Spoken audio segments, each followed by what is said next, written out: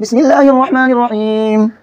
نون والقلم وما يسطرون ما أنت بنعمة ربك بمجنون وإن لك لأجرا غير ممنون وإنك لعلى خلق عظيم فستبصر ويبصرون بأيكم المفتون إن ربك هو أعلم بمن ضل عن سبيله وهو أعلم بالمهتدين فلا تطع المكذبين ودوا لو تدهن فيدهنون ولا تطع كل حلاف مهين هماز مشاء بنميم مناع للخير معتد أثيم عتل بعد ذلك زنيم أن كان ذا مال وبنين إذا تتلى عليه آياتنا قال أساطير الأولين سنسمه على الخرطوم إنا بلوناهم كما بلونا أصحاب الجنة إذ أقسموا ليصرمنها مصبحين ولا يستثنون فطاف عليها طائف من ربك وهم نائمون فأصبحت كالصريم فتنادوا مصبحين أن يغدوا على حرثكم إن كنتم صارمين فانطلقوا وهم يتخافتون ألا يدخلنها اليوم عليكم مسكين وغدوا على حرث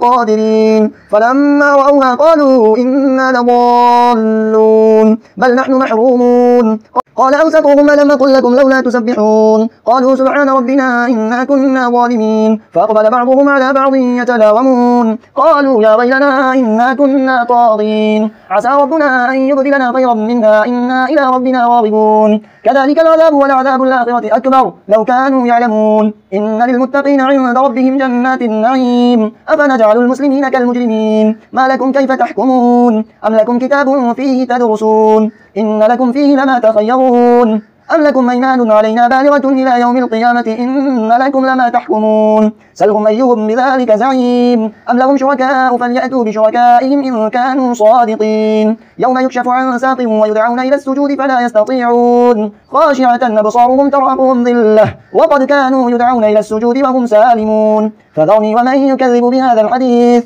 سنستدرجهم من حيث لا يعلمون وأملي لهم إن كيدي متين أم تسألهم أجرا فهم من مغرم مثقلون أم عندهم الغيب فهم يكتبون فاصبر لحكم ربك ولا تكن كصاحب الحوت إذ نادى وهو مكظوم لولا أن تداركه نعمة من ربه لنبذ بالعراء وهو مذموم فاجتباه ربه فجعله من الصالحين وإن يكاد الذين كفروا ليزلقونك بأبصارهم لما سمعوا الذكر ويقولون إنه لمجنون وما هو إلا ذكر للعالمين.